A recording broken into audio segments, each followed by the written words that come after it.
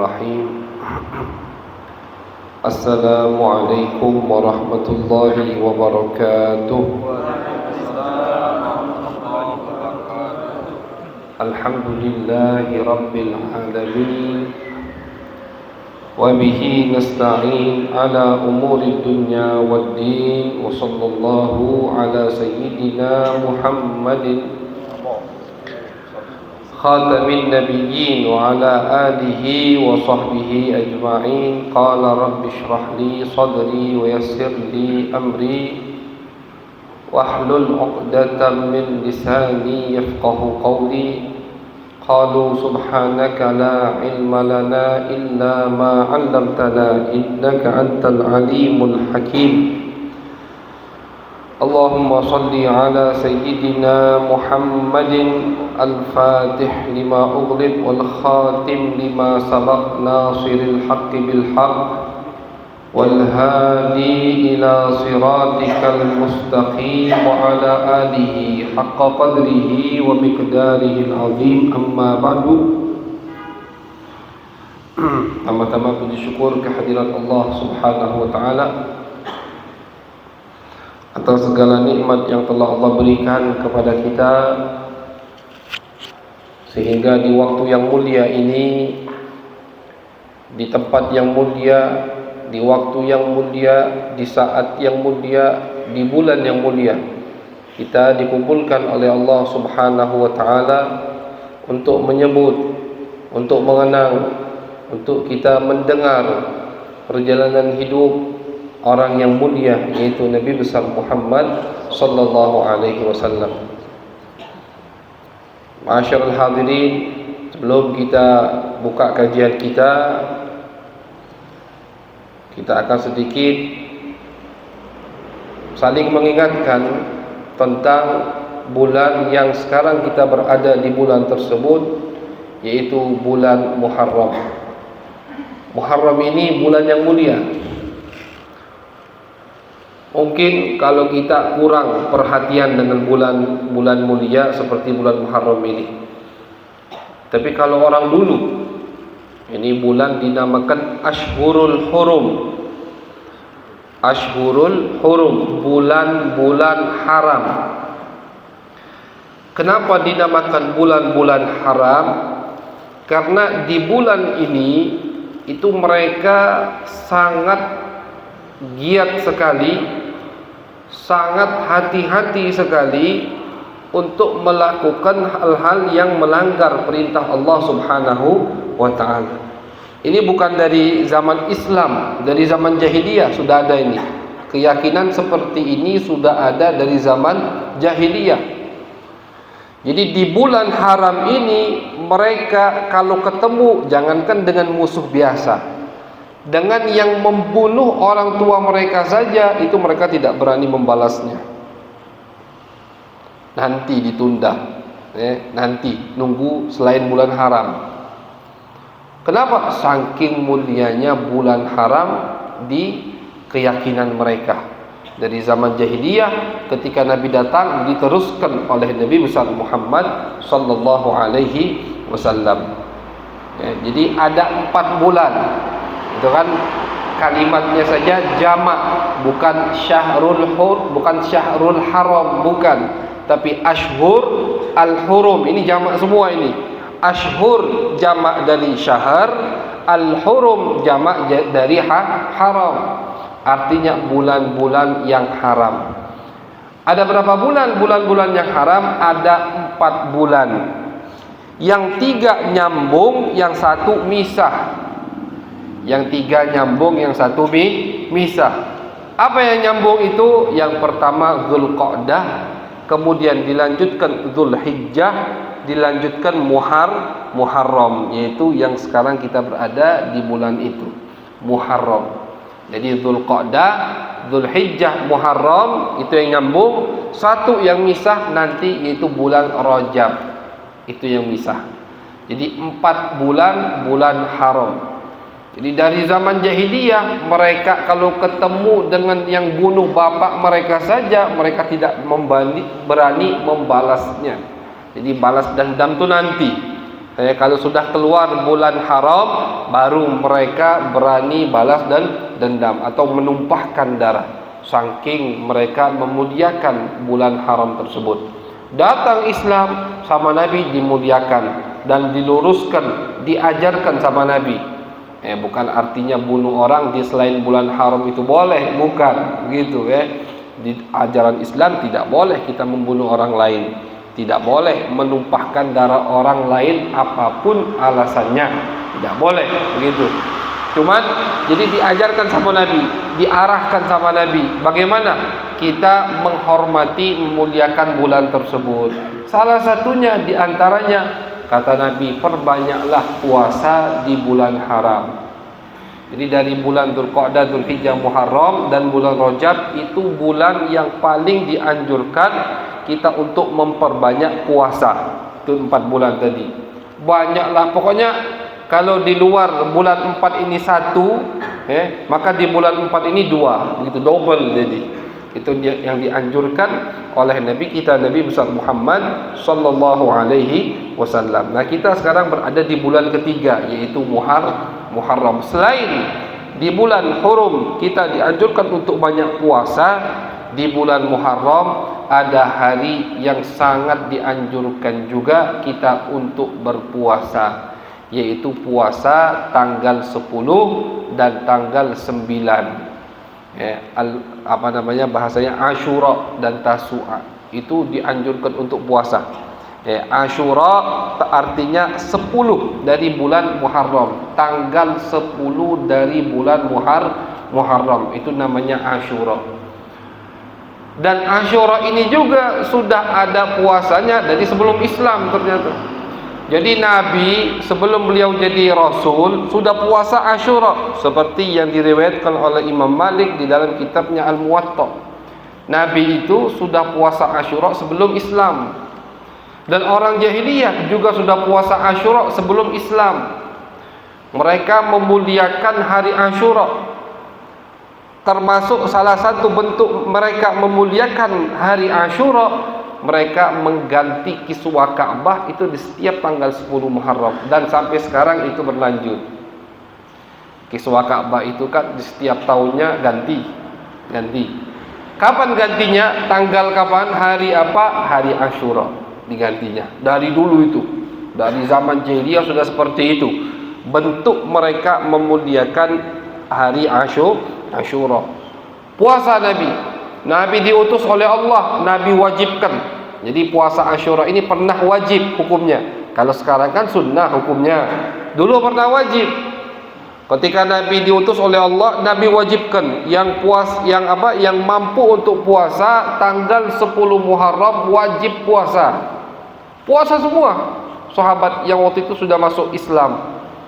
Sampailah tahun 2 Hijriah ketika Allah mewajibkan puasa bulan suci Ramadan 1 bulan penuh, sama Nabi tidak diwajibkan lagi. Karena Nabi itu penyayang, Nabi itu sayang sama kita. Kalau bisa ibadah wajib itu dikurangi akan dikurangi sama Nabi. Saking sayangnya Nabi sama umatnya, yaitu kita. Siwak itu sama Nabi, kata Nabi, siwak ini kalau aku mau wajib, bisa jadi wajib, tapi aku kasihan sama umatku, tidak diwajibkan sama Nabi Muhammad. Kalau wajib berarti setiap orang sholat tidak menggunakan siwak, tidak sah sholatnya. Kalau wajib, apalagi Nabi sholat taraweh di malam hari, di malam pertama, malam kedua, malam 3 Ramadan berjamaah di masjid, akhirnya ditinggalkan sama Nabi. Bukan Nabi tidak suka, bukan, takut diwajibkan, kata Nabi. Jadi banyak hal-hal yang belum wajib, takut diwajibkan, akhirnya ditinggalkan oleh Nabi besar Muhammad sallallahu alaihi wasallam. Nah, jadi ketika diwajibkan puasa Ramadan 30 hari atau 1 bulan lebih tepatnya, jangan kita katakan 30 hari karena bisa jadi 29 hari. Itu akhirnya Asyura tidak diwajibkan lagi. Kata Nabi, yang mau puasa silahkan, yang tidak mau puasa juga boleh. Karena begitulah hukum sunnah. Boleh dilakukan, boleh ditinggalkan. Cuman keutamaan yang melakukannya luar biasa. Kata Nabi, puasa Asyura itu menghapus dosa 1 tahun yang akan datang dan menghapus dosa 1 tahun yang sudah lewat. Jadi 1 tahun ke depan itu istilahnya bebas kita. Cuman arti bebas di sini bukan kita boleh maksiat dengan sengaja, bukan. Ini jaminan dari Nabi. Jadi kata Nabi, insya Allah yang puasa Asyura 1 tahun ke depan akan dijaga oleh Allah sehingga dirinya tidak melakukan maksiat, sehingga dirinya terarahkan selalu ke jalan yang lurus, tidak melenceng, tidak keluar dari ajaran Nabi, tidak kemana-mana, lurus, mengikuti jalan Nabi besar Muhammad sallallahu alaihi wasallam. Apa yang membuat dia lurus tadi? Ternyata puasa Asyura. Karena jaminan dari Nabi 1 tahun ke depan dosanya akan diampuni, artinya dia akan diberi taufik dan hidayah sehingga dia tidak akan melakukan dosa maksiat kepada Allah Subhanahu wa taala. Itu keutamaan puasa di bulan Asyura. Diriwayatkan oleh sebagian ulama bahwasannya ketika Nabi hijrah ke kota Madinah, Nabi ternyata mendapati Yahudi juga puasa Asyura. Kata Nabi, kenapa kalian puasa Asyura? Yahudi, kata Yahudi, di hari Asyura Allah menyelamatkan Nabi Musa beserta Bani Israel dari kezaliman Raja Fir'aun. Maka kami berpuasa untuk menunjukkan rasa syukur kepada Allah. Kata Nabi, kami lebih berhak untuk menunjukkan rasa syukur kepada Allah. Maka Nabi wajibkan tadi. Jadi sebab wajibnya Asyura karena ini. Akhirnya sama Nabi diperintahkan semua untuk puasa Asyura. Namun tadi ketika datangnya wajib puasa Ramadan, puasa Asyura tidak diwajibkan lagi oleh Nabi. Nabi Muhammad SAW itu puasa selama beliau hidup hanya Asyura, hanya yang tanggal 10 sampai beliau mau meninggal. Di akhir tahun beliau meninggal, beliau mengatakan, kalau aku hidup sampai tahun depan, aku akan puasa Tasu'a, tanggal 9-nya. Jadi Tasu'a juga sunnah. Kenapa ya Rasulullah? Sahabat tanya kan, kenapa mau puasa Tasu'a? Kata Nabi, biar beda dengan kaum Yahudi. Jadi Nabi itu selalu mencari jalan yang beda dengan Yahudi, beda dengan Nasrani, beda dengan Ahlul Kitab. Karena man tasyabbaha biqaumin fahuwa minhum. Yang meniru satu kelompok, maka orang tersebut termasuk dari kelompok itu. Jadi Nabi itu ketika sahabat kumpul dengan Nabi, bagaimana cara kita mengumpulkan orang untuk sholat 5 waktu, sholat wajib. Sebagian sahabat mengatakan, ya Rasulullah pakai lonceng saja. Jangan, kata Nabi, lonceng itu Nasrani sudah pakai. Ya Rasulullah pakai trompet. Jangan, trompet juga agama selain Islam yang pakai. Ya Rasulullah pakai api. Jangan, kata Nabi, api juga agama selain Islam. Jadi Nabi itu selalu mencari jalan yang tidak sama dengan mereka. Maka dari itu Nabi paling marah kalau melihat umatnya mengikuti gaya mereka. Itu Nabi paling marah. Kenapa Nabi paling marah? Nabi saja pengen cari jalan yang beda. Dalam hal ibadah saja Nabi beda. Ini kan ibadah, puasa kan ibadah kepada Allah. Mereka umat Yahudi ketika puasa untuk Allah. Cuman karena Nabi ingin beda dengan mereka, kata Nabi, kalau aku hidup sampai tahun depan, aku akan puasa di tanggal 9 agar beda dengan Yahudi. Jadi Islam ada 9 dan 10, Yahudi cuma 10. Bahkan ulama mengatakan kalau tidak sempat kita puasa tanggal 9-nya, tanggal 11-nya. Jadi 10, 11. Kalau bisa tiga-tiganya lebih afdal, lebih mulia. Karena tadi masuk di bulan haram. Ini kan termasuk bulan haram, Muharram. Dianjurkan banyak puasa, begitu. Jadi agar beda dengan mereka, di dalam ibadah saja Nabi pasti beda. Tidak mau sama dengan Yahudi dan Nasrani. Dengan sebab itulah kiblat kita dipindahkan ke Ka'bah, kan begitu. Ketika Nabi hijrah ke kota Madinah, itu 16 bulan Nabi menghadap Baitul Maqdis. 16 bulan menghadap Baitul Maqdis. Nabi pengen kiblatnya pindah ke Ka'bah. Kenapa? Biar tidak sama dengan Yahudi dan Nasrani. Karena Baitul Maqdis itu termasuk tempat yang direbutkan oleh Yahudi juga oleh Nasrani. Itu. Mereka juga merebutkan tempat tersebut. Mereka juga memuliakan tempat tersebut. Akhirnya Nabi pengen kiblatnya khusus, orang Muslim beda, pindah ke Ka'bah. Akhirnya dikabulkan oleh Allah Subhanahu wa ta'ala. Jadi di masalah ibadah saja ini pesan penting buat kita. Di masalah ibadah saja Nabi Muhammad ingin beda dengan mereka. Apalagi di masalah yang bukan ibadah, masalah adat istiadat, masalah berpakaian, masalah bagaimana caranya bergaul, itu pasti harus beda dengan mereka. Dan sangat disayangkan sekali di zaman akhir ini umat Islam makin akhir makin ikut ke mereka. Dan itu juga sudah diprediksi oleh Nabi besar Muhammad SAW. Kata Nabi, nanti di akhir zaman itu umatku akan mengikuti jejak-jejak ahlul kitab atau orang yang selain agama Islam. Lihat sekarang, banyak anak muda dari Muslim yang mengikuti gaya orang-orang kafir, gitu kan? Lagi ngetren, apa yang ngetren? Pakai celana segini, udah pakai celana segitu. Lagi ngetren, bagaimana ngetren? Rambutnya warna-warni, begitu. Lagi, pokoknya yang mana yang tren diikuti, walaupun tren tadi menjerumuskan ke api neraka. Na'udzubillah min dalik. Jadi insyaallah kita bisa menggunakan kesempatan yang Allah berikan di tahun ini untuk kita berpuasa. Bagi yang bisa, bagi yang mampu, yang tidak ada halangan, puasa di tanggal 9 Tasu'a, tanggal 9 Muharram dan tanggal 10 Muharram atau Ashura. Di hari Ashura itu luar biasa, banyak kejadian-kejadian. Jadi kenapa sih kalau ada yang bertanya, Habib, kenapa Ashura itu dimuliakan sekali? Karena memang Allah yang memuliakannya. Bukan hanya Nabi Musa ternyata yang Allah selamatkan di Ashura, Nabi Nuh juga begitu. Ternyata kapal Nabi Nuh ketika selamat itu di Ashura. Nabi Yunus ketika Allah keluarkan dari apa? Dari perutnya ikan paus. Kan Nabi Nuh itu pernah ditelan sama ikan paus.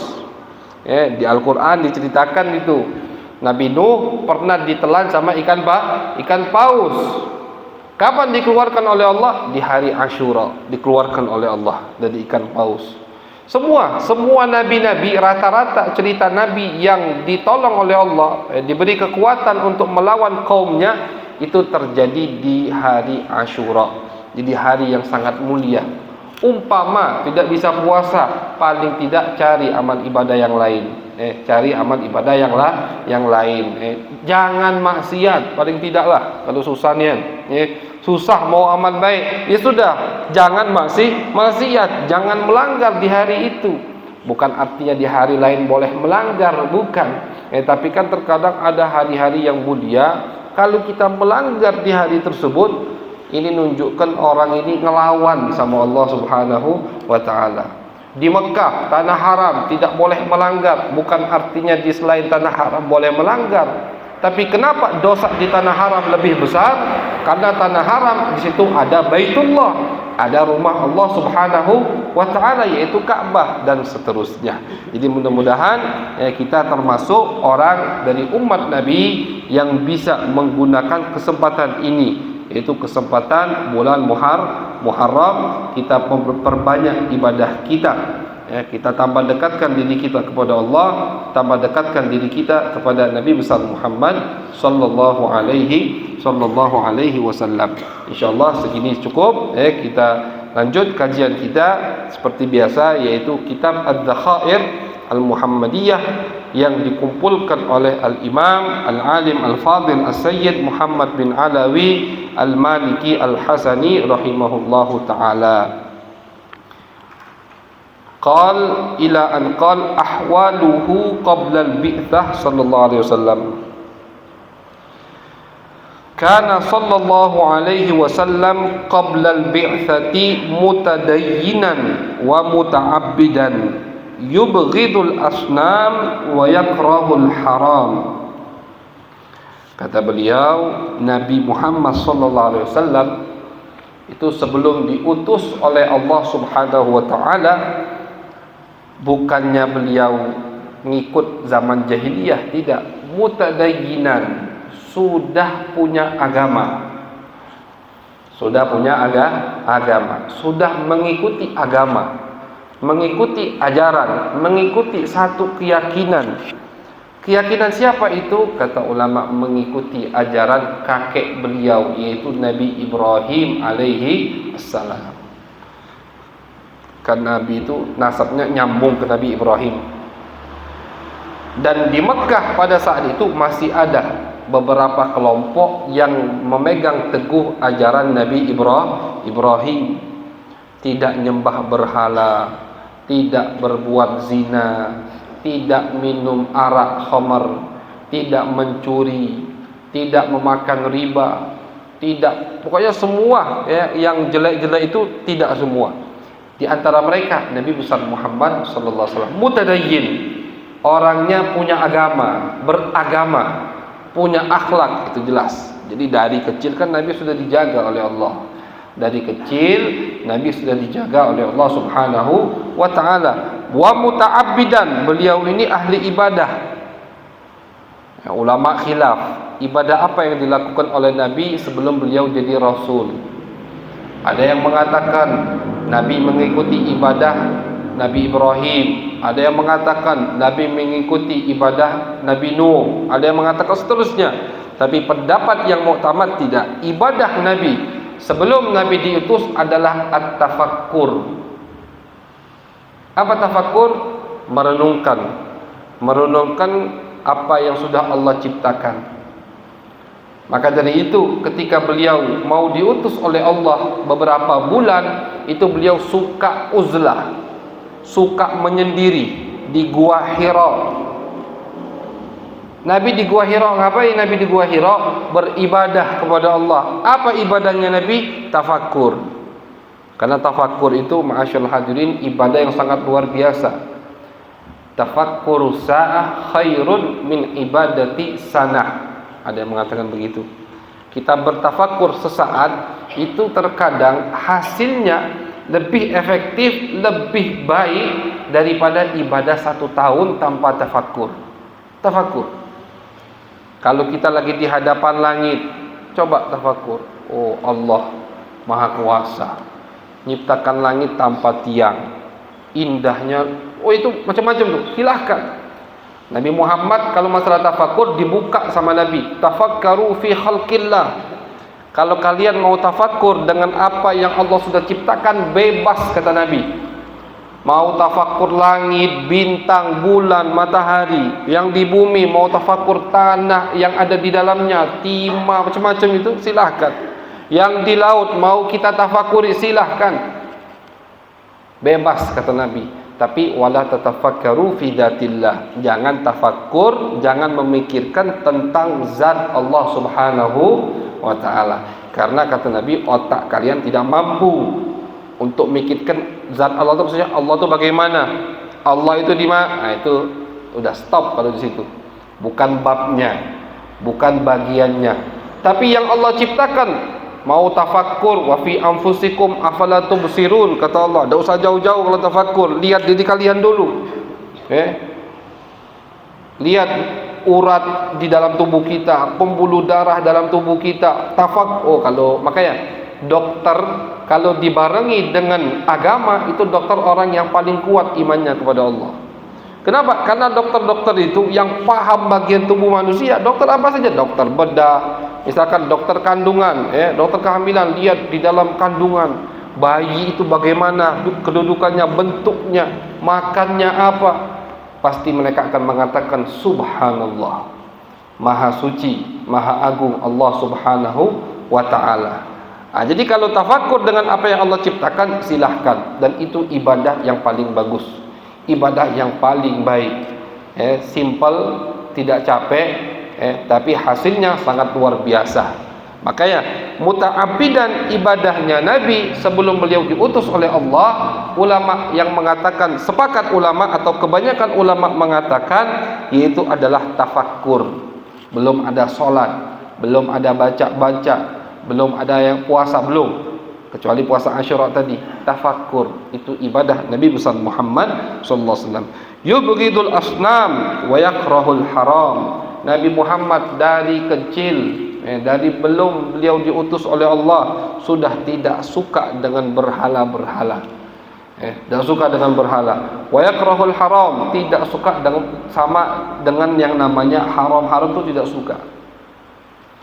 Beliau itu otomatis dijaga sama Allah. Jangankan melakukan yang haram, terlintas saja untuk melakukan yang haram itu dijaga oleh Allah. Itu Nabi besar Muhammad SAW.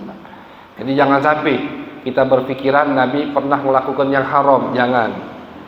Tapi Habib di Al-Quran Allah nyebutkan, Inna fatahna laka fathan mubina liyaghfira lakallah ma taqaddama min dambika wa ma ta'akhkhar. Di Al-Quran disebutkan, kata Allah, dosa kamu wahai Muhammad sudah diampuni oleh Allah. Berarti apakah Nabi pernah melakukan dosa? Kalau kita baca tafsirnya ulama, kita tidak akan bingung. Apa maksud dari perkataan Allah tersebut? Kata ulama, maksudnya adalah, wahai Muhammad, umpama. Ya, di Arab itu kan suka pakai perumpamaan. Itu di Arab. Istilahnya majaz. Itu lumrah sudah bagi mereka. Ngomong itu tidak datar. Omongan mereka itu tidak sama semua, tidak, banyak perumpamaan. Karena memang omongan atau perbicaraan itu lebih indah kalau banyak perumpamaan. Jadi perumpamaan ini, wahai Muhammad, umpama, kata Allah, kau punya dosa, dosamu sudah diampuni semua oleh Allah Subhanahu wa ta'ala. Tapi Nabi Muhammad tidak punya dosa. Ingin melakukan yang haram saja terlintas, itu mustahil. Jangankan Nabi, kalau banyak aulia saja tidak pernah terlintas melakukan yang makruh, apalagi Nabi, kan begitu. Al-Habib Abdullah bin Alawi Al-Haddad, beliau mengatakan, ma hamamtu bimakruhin wala fa'altuhu. Aku tidak pernah terlintas untuk melakukan sesuatu yang makruh. Makruh itu dibawanya haram. Makruh itu tidak dianjurkan kita untuk melakukannya, itu makruh. Tapi kalau kita lakukan tidak dapat dosa, itu makruh. Dilakukan tidak dianjurkan. Contoh makruh, minum berdiri, makruh. Kenapa? Karena sunnahnya minum duduk. Kita meninggalkan sunnah, itu namanya makruh.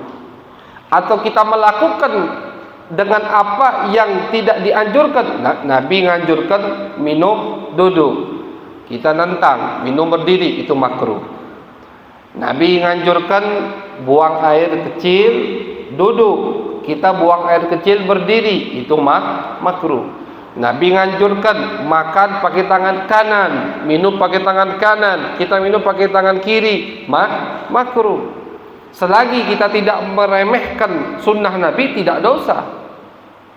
Tidak dosa hukumnya, cuman makruh. Ini Habib Abdullah Al-Haddad, beliau mengatakan terlintas saja untuk melakukan perbuatan makruh itu tidak pernah, apalagi melakukannya. Ini cucu Nabi, baru 400 tahun yang lalu. Bagaimana dengan Nabi besar Muhammad sallallahu alaihi wasallam? Jadi tidak pernah, beliau itu suci, manusia yang paling suci, yang paling bersih, Nabi besar Muhammad sallallahu alaihi wasallam. Wa kana yashtaghilu bi ra'yil ghanam. Nah, beliau ini sebelum diutus oleh Allah itu kerja. Apa kerja yang dilakukan oleh Nabi pertama kali? Yaitu adalah mengembala kambing. Gembala kambing. Dan beliau mengatakan, wa yaqul ma ba'atsallahu nabiyyan illa wara'al ghanam. Tidaklah Allah utus seorang nabi kecuali nabi tersebut pasti pernah mengembala kambing. Ini keutamaan untuk orang yang mengembala kambing. Bagus. Karena kambing binatang yang pernah digembala oleh utusan-utusan Allah Subhanahu wa taala. Jadi beliau ketika sudah mampu untuk kerja, langsung kerja. Ingin mengurangi beban paman beliau, yaitu Abu Talib. Nabi itu kan ditanggung oleh Abu Talib. Abu Talib ini orangnya tidak terlalu kaya dan anaknya banyak. Nabi itu punya rasa yang tinggi, tidak mau merepoti orang lain. Ketika beliau mampu kerja, langsung beliau kerja. Apa kerjanya? Ngembala kambing. Dan kambingnya bukan kambing Nabi. Di hadis lain diriwayatkan, ala qararita li ahli Mekkah. Yang aku gembala itu kambing orang Mekah, aku dapat upah. Apakah Nabi gengsi untuk menceritakannya? Tidak gengsi. Apakah Nabi malu? Ini kan Nabi cerita udah jadi Nabi, udah banyak pengikutnya, udah jadi lebih mulia dari raja. Tapi Nabi cerita, aku gembala kambing, kata Nabi. Kenapa? Karena tidak ada malu selagi kita mencari nafkah yang halal. Tidak boleh malu. Tidak boleh malu, harus pede kalau halal. Jangan kebalik, yang haram itu tidak ada malu, yang korupsi miliaran tidak malu, senyum terus, cengengesan, sudah ketahuan masih cengengesan. Sudah pakai baju kuning, bajunya kuning kalau tangkap itu masih cengengesan, tidak ada malu. Makanya Nabi mengatakan, idza lam tastahi fasna ma syi'it. Kata Nabi, kalau kau tidak punya malu, lakukan apa yang kau mau lakukan. Seperti afwan, binatang. Kalau tidak punya malu, hubungan sesama jenis yang sama, laki-laki sama laki-laki, perempuan sama perempuan. Sekarang kan lagi, alhamdulillah tidak jadi. Kemarin mau diadakan perkumpulan besar di Jakarta, alhamdulillah tidak jadi. Berkat para pejuang agama Allah. Itu kan tidak ada malu, terang-terangan sudah. Nah itu kata Nabi, kalau tidak ada malu sudah, bebas mau lakukan apa saja, pasti dilakukan. Karena yang membedakan kita dengan binatang, akal dan malu. Binatang tidak punya akal dan tidak punya malu, makanya terobos saja dia. Kalau manusia tidak punya malu dan tidak punya akal, apa bedanya dengan kambing dan yang lainnya? Begitu. Jadi jangan malu. Nabi tidak malu. Aku dulu, kata Nabi, ambil upah dari ngembala kambing, kata Nabi. Bukan kambing beliau, upah. Orang upah Nabi untuk mengembala kambingnya. Selagi itu halal, Nabi tidak malu. Yang haram yang harus malu. Rawahu al-Bukhari. Wa kana yashtagilu bit-tijarah. Dan Nabi juga setelah mulai agak dewasa lagi, jadi itu beliau pas ngembala kambing masih agak kecil. Sudah mulai dewasa lagi, mampu berpikir lebih jernih, ini beliau pengalaman, beliau mulai berdagang, tijarah. Makanya setelah beliau diutus oleh Allah, beliau nganjurkan, ayo cari nafkah yang halal. Kata Nabi, wahai orang tua, wahai para suami yang punya tanggungan, cari nafkah yang halal. Suatu hari Nabi lagi duduk sama sahabat, lewat anak muda, kuat masih anak muda, dikeker. Kata sahabat, ya Rasulullah, coba saja anak muda itu tenaganya digunakan untuk jihad fisabilillah, untuk apa? Untuk menegakkan agama Allah, maka luar biasa sekali pahalanya. Kata Nabi, man kharaja, barang siapa yang keluar dari rumahnya untuk mencari sa'yan rizki halal, untuk mencari rizki yang halal, fahuwa mujahid fisabilillah, maka itu orang termasuk jihad di jalan Allah. Barang siapa yang keluar dari rumahnya untuk mencari rezeki yang halal agar orang tuanya yang tidak mampu cari uang makan, liwalidayh, kata Nabi, fahuwa mujahid fisabilillah, dia di jalan Allah. Barang siapa yang keluar dari rumahnya mencari rezeki yang halal untuk dirinya agar dia tidak minta-minta, fahuwa mujahid fisabilillah, maka orang tersebut, kata Nabi, adalah orang yang berjihad di jalan Allah. Jadi yang namanya pengangguran itu paling tidak disukai oleh Nabi? Tentunya kalau belum sampai ke uzurnya. Kalau sudah uzur, sudah tua, sudah sakit-sakitan, itu lain lagi ceritanya. Ini kan yang masih kuat, yang masih muda, itu jangan nganggur. Kenapa? Karena itu tidak disukai oleh Nabi besar Muhammad SAW. Lihat Nabi, umur belasan ngembala kambing, tahun-tahunan, sudah lebih dewasa lagi, lebih luas wawasan beliau, mulai berdagang sampai beliau menikah. Sampai beliau menikah dengan Siti Khadijah itu kan karena berdagang. Nabi membawa dagangan Siti Khadijah. Sampai beliau nanti jadi utusan Allah, itu Nabi masih berdagang. Makanya beliau menganjurkan sekali, dan beliau menyebutkan pahala luar biasa. Di antara pahala yang Nabi sebutkan, kata Nabi, barang siapa yang masuk di waktu malam, istirahat, tidur di malam hari, kalan minta abi ahli, dalam keadaan capek, badannya remuk semua, pegel semua badannya. Kenapa? Tadi siang habis cari nafkah yang halal, bata maghfuran lah. Kata Nabi, orang tersebut tidur dalam keadaan dosa sudah diampuni oleh Allah Subhanahu wa ta'ala. Jadi enak, bangun dari tidur, dosanya udah habis. Apa penyebabnya? Di siang hari kemarin dia mencari nafkah yang halal.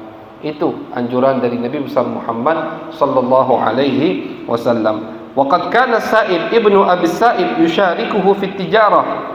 Nabi punya teman dagang, yaitu diantaranya Sa'ib bin Abi Sa'ib, hatta innahu qala lahu yaumal fathi, sehingga Nabi mengatakan kepada dirinya ketika Nabi berebut kota Mekah, marhaban bi akhi wa syariki.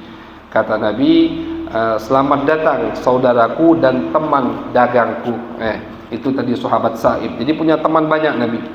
Kana la yudari wa la yumari, wa qama ala tijarati Khadijah, wa safara li ajli dhalik ila Syam, wa raja'a bi arbahin wa firatin lam takun fil hisban.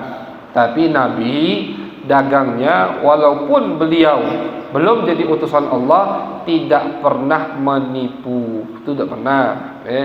Dagangnya adil, jujur, tidak pernah nipu. Maka dari itu Maisarah, budaknya Siti Khadijah, ketika Siti Khadijah mengirim Maisarah untuk menemani Muhammad membawa dagangannya, itu Maisarah bingung.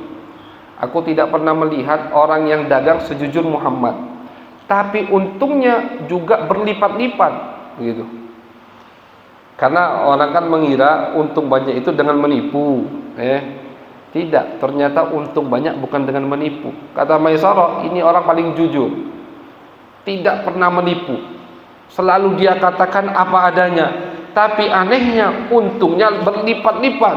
Nah, itu kehebatan Nabi besar Muhammad sallallahu alaihi wasallam. Jadi walaupun beliau belum jadi utusan Allah, beliau tetap jujur. Sudah jadi rasul, beliau katakan, man ghasyana falaysa minna, man ghasyana falaysa minna. Kata Nabi, yang suka nipu ketika jualan, orang tersebut bukan termasuk golongan kami. Diusir sama Nabi, tidak diterima sama Nabi besar Muhammad sallallahu alaihi wasallam kalau dia jualannya sambil menipu. Wailul lil mutaffifin. Kata Allah, wail, celaka, neraka wail untuk orang yang suka mempermainkan timbangan. Dipermainkan timbangan, biar dilihat sekilo, padahal sekilo kurang 1 on. Habib cuman kurang setengah on, walaupun 1 biji kurang, tak boleh. 1 biji, jangankan setengah on, 1 biji kurang tak boleh. Tetap harus gimana Habib biar tahu, lebih baik kita lebihkan daripada kita takut pas-pasan. Kalau pas-pasan sekira mungkin kurang, mungkin lebih, itu kan bahaya buat kita. Mending kita lebihkan sedikit, tapi tidak bahaya untuk agama kita. Karena Allah mengatakan wail dalam Al-Quran, lil mutaffifin, neraka wail untuk orang yang suka main-mainkan timbangan. Itu kata Allah Subhanahu wa ta'ala. Jadi untuk orang yang ingin berdagang, ingin masuk ke pasar, itu jelas ada adab-adabnya, ada hukumnya. Semua dijelaskan sama Nabi besar Muhammad sallallahu alaihi wasallam. Jadi sebelum kita memulai dagangan kita, paham dulu dong apa hukum berdagang. Boleh atau tidak ini, haram atau halal ini, harus wajib itu. Untuk orang yang tidak mau berdagang, maka tidak wajib dia belajar ilmu dagang dari pandangan Islam. Tapi ketika dia mau berdagang, wajib dia belajar. Orang yang belum mau menikah, belum wajib dia belajar ilmu bab nikah. Tapi ketika dia mau menikah, pertama kali yang wajib belajar dulu ilmu nikah, bukan ijab kabulnya saja. Anak muda sekarang kan yang dihafali ijab kabul saja, biar lancar. Qabil tu saya terima nikahnya dengan itu yang dihafali terus. Tapi bab nikahnya, apa saja yang menyebabkan kalimat cerai? Kalau aku mengucapkan ini cerai atau tidak? Kalau aku mengucapkan ini cerai atau tidak? Betapa banyak sekarang anak muda yang dia tidak tahu, dia tidak merasa ternyata istrinya itu sudah bukan istrinya lagi. Kenapa? Karena sudah mengucapkan cerai berulang-ulang kali. Nah, itu kan disebabkan apa? Disebabkan kebodohan, tidak mau belajar ilmu syariat. Jadi kata ulama, memang betul yang wajib bagi setiap muslim mereka ketahui, mereka pelajari itu ilmu ibadah. Bagaimana cara sholat, cara puasa, cara zakat, itu wajib. Semua kita ini wajib nih. Kenapa? Karena tiap hari kita sholat, tiap tahun kita puasa, kita punya harta, mungkin kena zakat, kan begitu. Mungkin kita kena panggilan Allah haji, kita wajib belajar haji. Masalah ilmu perdagangan, ilmu pernikahan, apakah wajib? Tidak wajib. Kapan wajibnya? Kalau mau berdagang baru wajib belajar. Kapan wajibnya ilmu nikah? Kalau mau menikah baru wajib belajar ilmu nikah. Itu penting itu. Jadi harus diadakan. Alhamdulillah sekarang ada. Habib Hasan mengadakan bab nikah. Itu anak muda wajib belajar, wajib ikut anak muda. Biar tahu.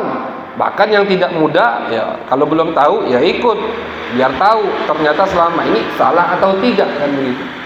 Nah, jadi wajib belajar sehingga apa? Sehingga tidak terjatuh dalam perbuatan yang diharamkan oleh Allah Subhanahu wa taala. Alasan nanti di akhirat ketika Allah tanya, "Ya fulan, itu harta yang kau makan haram karena daganganmu tidak sah." "Ya Allah, aku tidak tahu." Itu tidak diterima alasan itu. Alasan ketika kita ditanya sama Allah kenapa memakan harta yang haram, alasan kita tidak tahu, tidak diterima sama Allah. Kenapa? Karena kita berada di tengah-tengah kota yang di sini banyak ulama, banyak asatidzah, banyak kiai, ada habaibnya yang mengajarkan, yang siap ditanya, siap menjawab. Jadi alasan kita tidak tahu itu tidak diterima oleh Allah. Karena kata Allah, kan aku sudah kirim. Tuh, ada Abu Umar, ada Habib Nabil, ada Habib Hasan. Kenapa tidak tanya? Misalnya begitu. Ada ustadz yang lain. Kenapa tidak tanya? Nah, jadi nanti di hadapan Allah ketika kita ngasih alasan, ya Allah aku tidak tahu, aku ini orang awam, tidak diterima sama Allah. Sudah ada ustadz-ustadz, kenapa tidak tanya? Lain lagi orang yang tinggal di tengah hutan. Di tengah hutan tinggal, tidak ada yang kesana sama sekali, dia tidak pernah keluar. Jangankan masalah halal haram, masalah iman saja tidak dibahas sama Allah.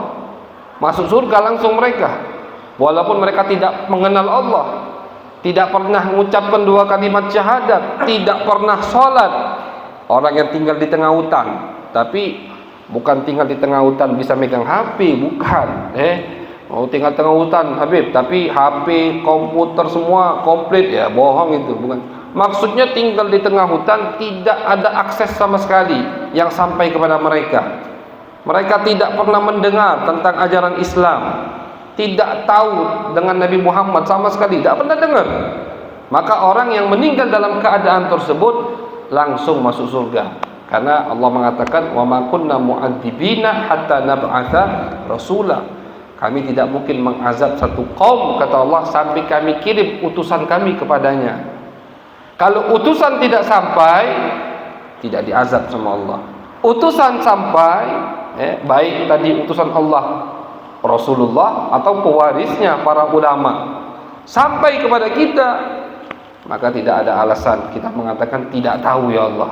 Itu bukan alasan di hadapan Allah Subhanahu wa taala. Maka dari itu pentingnya nuntut ilmu, pentingnya kita belajar mana yang salah, mana yang sah, mana yang haram, mana yang halal. Jadi Nabi Muhammad SAW,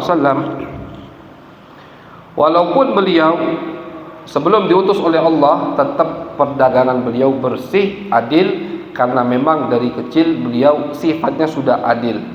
Nabi itu dari kecil sudah adil, bahkan masih bayi pun Nabi adil. Bagaimana Habib? Diceritakan ketika Nabi disusoni oleh Siti Halimah As-Sa'diyah, itu Nabi kalau sudah nyusu dari susu bagian kanan, tidak mau nyusu di bagian kiri.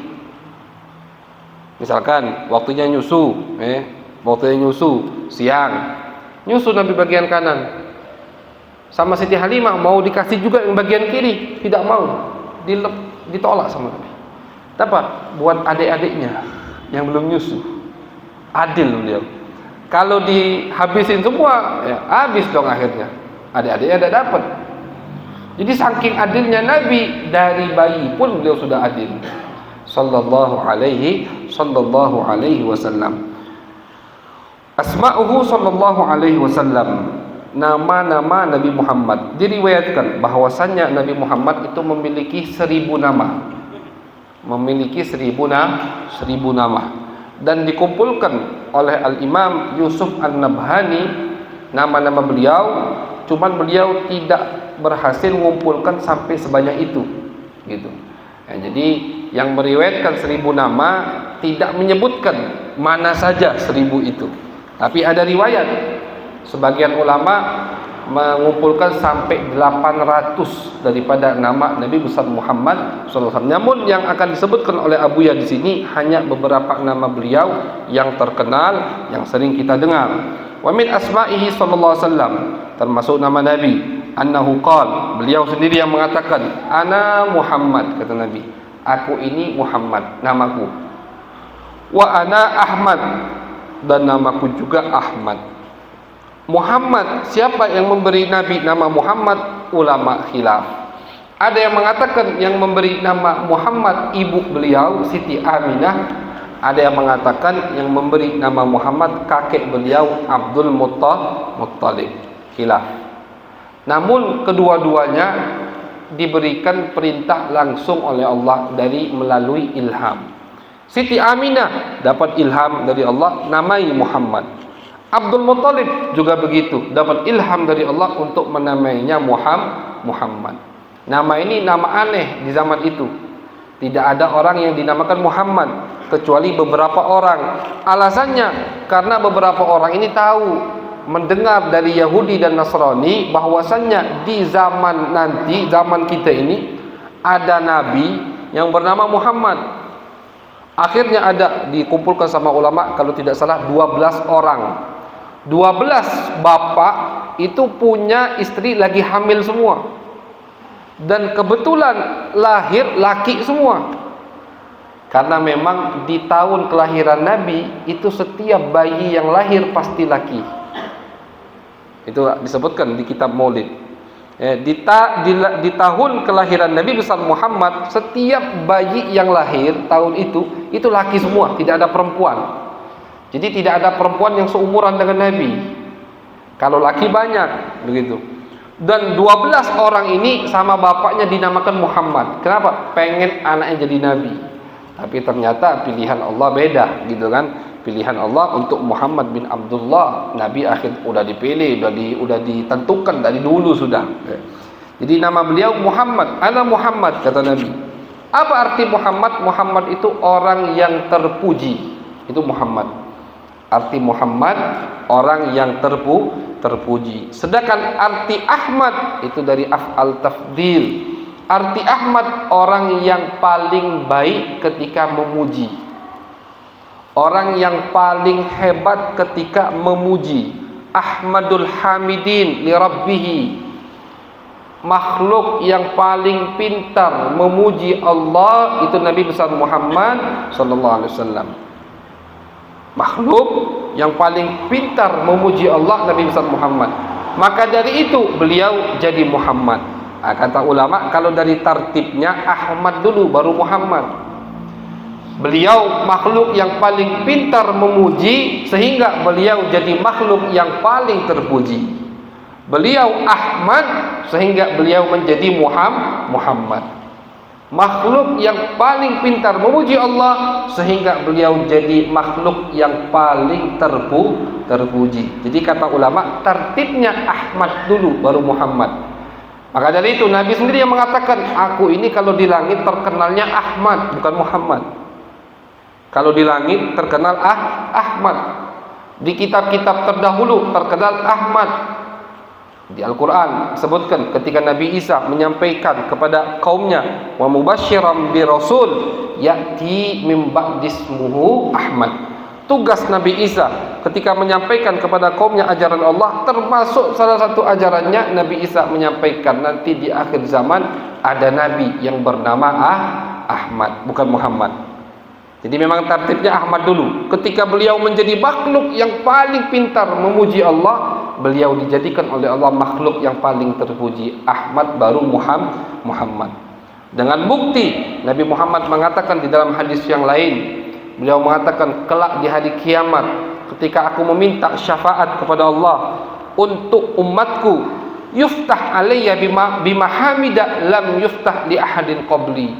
Kata Nabi, nanti di hadapan Allah aku diberikan oleh Allah, diberikan apa? Diberikan oleh Allah wahyu untuk memuji Allah dengan pujian yang tidak pernah ada yang memuji Allah dengan pujian tersebut. Jadi jangankan di dunia, nanti di akhirat pun Nabi masih punya pujian yang baru untuk Allah Subhanahu wa ta'ala ketika meminta syafaat untuk kita umat Nabi besar Muhammad sallallahu alaihi wasallam. Maka dari itu nama Ahmad Muhammad ini sangat luar biasa.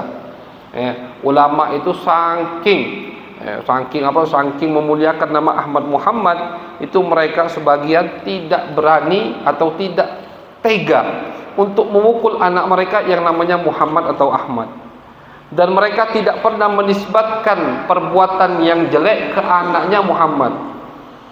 Anaknya nakal nih, misalkan, oi Muhammad, kau ini tidak pernah sholat. Oh Muhammad, kau ini pembohong. Oi Muhammad, kau ini bejat, misalkan gitu. Muhammad, kau ini bejat. Jangan begitu. Jangan dinisbatkan kepada Muhammadnya. Tidak perlu disebutkan namanya. Marahi dia, omeli anak kita yang namanya Muhammad, tapi jangan kita nisbatkan kenakalannya dengan nama Muhammad untuk memuliakan nama Nabi besar Muhammad sallallahu alaihi wasallam. Mulia nama Muhammad. Diriwayatkan tidak akan kena azab satu rumah yang ada nama Muhammad di dalam rumah tersebut. Riwayat yang lain, Nabi Muhammad mengatakan satu hidangan tempat makan kalau ada yang namanya Muhammad, maka makanan tersebut akan berkah, mulia. Jadi kalau kita punya anak, namai dulu Muhammad, depannya Ahmad, baru setelah itu mau ditambahi terserah. Pengen nama ini, kasih, tapi di depannya kasih Muhammad atau Ahmad. Wa anal mahi, kata Nabi, alladhi yamhullah bi al-kufra, termasuk namaku al-mahi. Apa arti al-mahi? Alladhi yamhullah bil kufra, yang mana dengan aku Allah menghapus kekafiran. Dengan ajaran Nabi, kekafiran itu hilang, habis, terkikis sampai sekarang. Islam yang lebih tinggi, al-Islam ya'lu wa la yu'la alaih. Itu berkat Nabi besar Muhammad sallallahu alaihi wasallam. Wa anal hashir alladhi yuhsyarun nas ala qadami, wa fi riwayah ala qadamayya. Dan namaku juga al-hashir, kata Nabi. Apa arti hashir? Kata Nabi, arti hashir adalah nanti kelak umat manusia itu dibangkitkan setelah aku. Jadi setelah makhluk ini meninggal semua, bahkan malaikat pun meninggal, setiap yang punya ruh meninggal. Malaikat terakhir yang meninggal, malaikat Israel. Ketika Israel sudah mencabut semuanya, Jibril pun sudah dicabut ruhnya, Iblis sudah dicabut ruhnya, semua cabut. Kata Allah, wahai Israel, siapa yang tersisa dari makhluk? Aku ya Allah. Tinggal tersisa Israel. Cabut nyawamu, kata Allah. Cabut nyawa. Baru ngerasa tuh malaikat Israel, oh tak taunya sakit. Dicabut nyawanya. Nah, disitulah Allah setelah itu mengatakan limanil mulkul yaum. Ayo, siapa yang mengaku hebat waktu itu sekarang mana? Tidak ada yang menjawab, tidak ada makhluk. Semua fana, semua hancur, semua meninggal. Semua. Hanya sisa Al-Hayyul Qayyum, Allah Subhanahu wa taala. Nah, setelah itu Allah bangkitkan Israfil. Untuk apa? Untuk meniup trompet.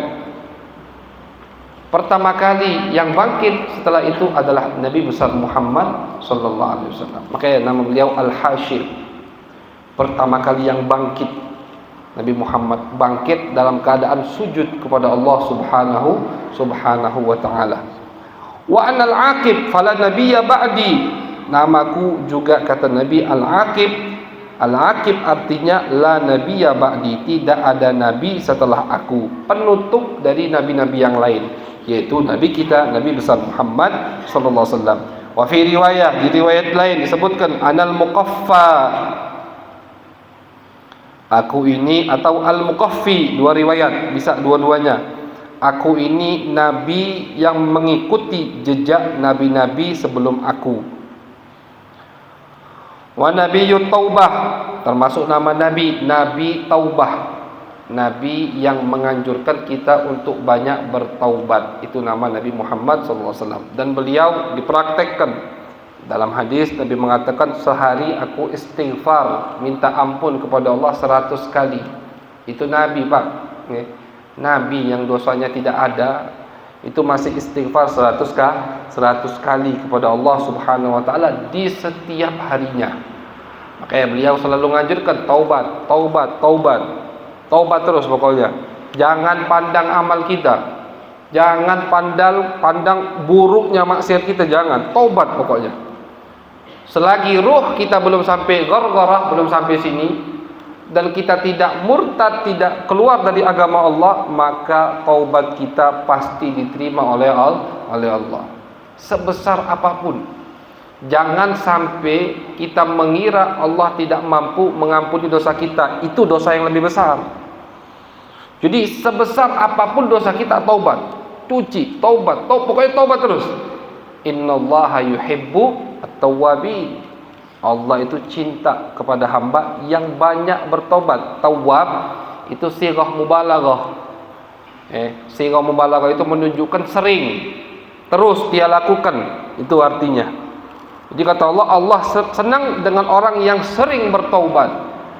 Itu Allah senang. Makanya Nabi menganjurkan untuk banyak bertaubat. Wa nabiyyur rahmah. Aku kata Nabi adalah nabi rahmat. Wa ma arsalnaka illa rahmatan lil alamin. Nabi itu diutus dengan rahmat, semua rahmat. Ajaran Nabi semuanya rahmat. Wa fi sahih Muslim, di dalam kitab sahih Muslim disebutkan Nabi menambahkan wa nabiyul malhamah, dan aku juga nabi yang membawa ajaran untuk berperang. Arti malhamah al-harb, perang, artinya jihad fi sabilillah. Jangan lupa jihad di jalan Allah itu wajib. Belum dihapus hukumnya. Cuman bukan waktunya sekarang jihad dengan pedang. Bukan waktunya sekarang jihad dengan menumpahkan darah, itu bukan waktunya. Tadi kan sudah disebutkan kita, banyak gambaran jihad di syariat Nabi besar Muhammad. Cari nafkah yang halal, jihad. Nutup mata dari aurat, jihad. Bantu bangun pondok pesantren, jihad. Bantu untuk pendidikan generasi ke depan, jihad. Itu semua jihad tuh. Jadi gambaran jihad itu luas. Kata Nabi, jangan dipersempit gambaran jihad. Karena sahabat pun pernah salah paham. Sahabat kira jihad di jalan Allah cuman yang bawa pedang, naik kuda, kena tebas atau menebas orang kafir. Kata Nabi, kalau begitu pemahaman jihad untuk umatku sempit. Ini dalam hadis. Kata Nabi, yang begini jihad, yang begini jihad, yang begini, semua disebutkan sampai dibuka pintunya sama Nabi Muhammad SAW. Jihad itu maknanya luas. Yang penting untuk menegakkan ajaran Allah Subhanahu wa ta'ala. Itu jihad. Makanya beliau Nabiyul Malhamah. Dan diriwayatkan tidak ada nabi yang paling banyak berperang itu melainkan Nabi Muhammad. Nabi itu jumlah peperangan yang beliau hadiri 28, kalau tidak salah 28 peperangan yang Nabi hadiri. Habib, Nabi kan Nabi rahmah, tapi kok Nabi suka jihad? Jihad itu kan pertumpahan darah, ada yang dibunuh, ada yang terluka, ada yang ditawan. Bagaimana untuk menggabungkan dua nama ini? Ulama mengatakan Nabi jihad itu juga rahmat dari Nabi Muhammad. Adanya jihad di zaman Nabi untuk orang-orang kafir itu bentuk kasih sayang dari Nabi. Bagaimana? Begini kata ulama. Kalau nabi-nabi sebelum Nabi Muhammad, Nabi Soleh misalkan, Allah utus Soleh dakwah di kaummu, dakwah Nabi Soleh, ayo kaumku iman kepada Allah, aku utusan Allah. Ikut iman sebagian orang selamat, tidak iman hancur semua.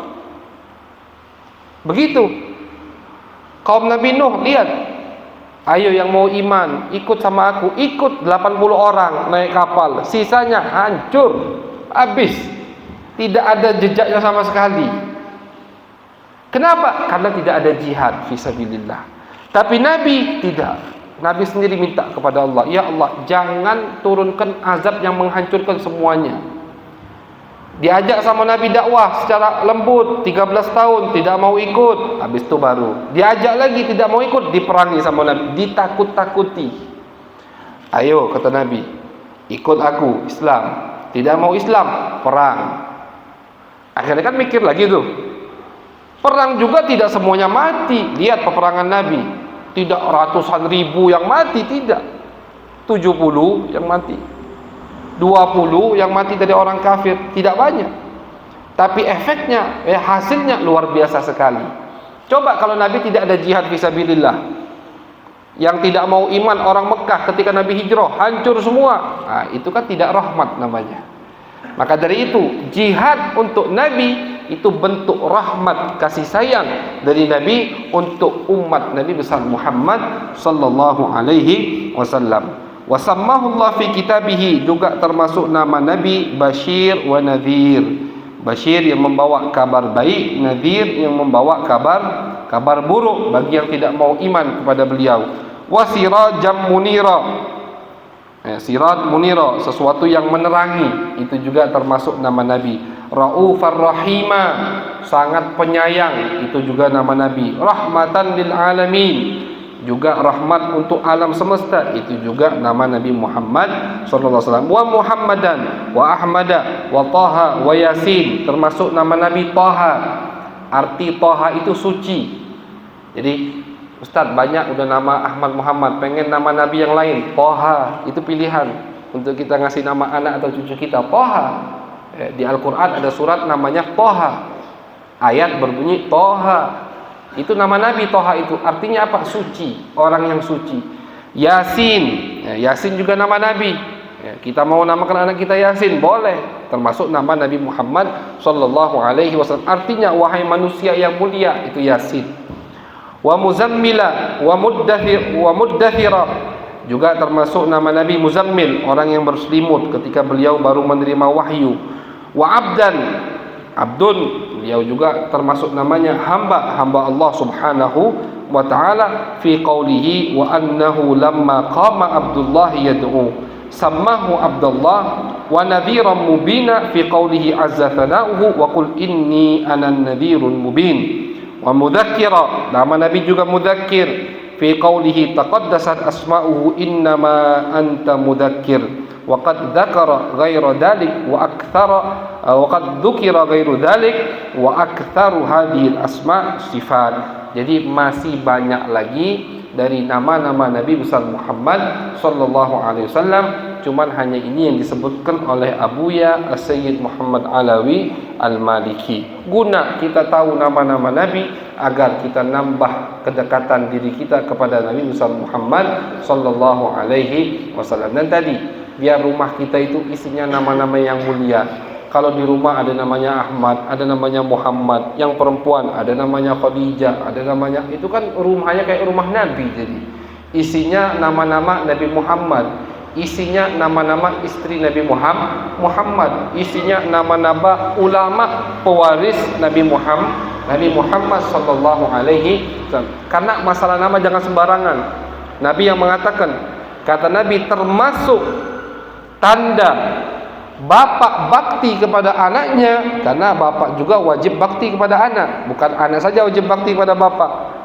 Termasuk tanda bakti bapak kepada anak dari memilih nama. Dari milih nama itu sudah harus yang benar, kata Nabi. Karena nama itu ada ikatan yang kuat dengan yang diberi nama. Oleh karena itu pernah kita bahas, Nabi itu beberapa kali merubah nama sahabatnya.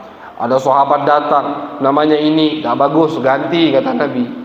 Istri Nabi ada yang bernama kurang bagus, diganti sama Nabi.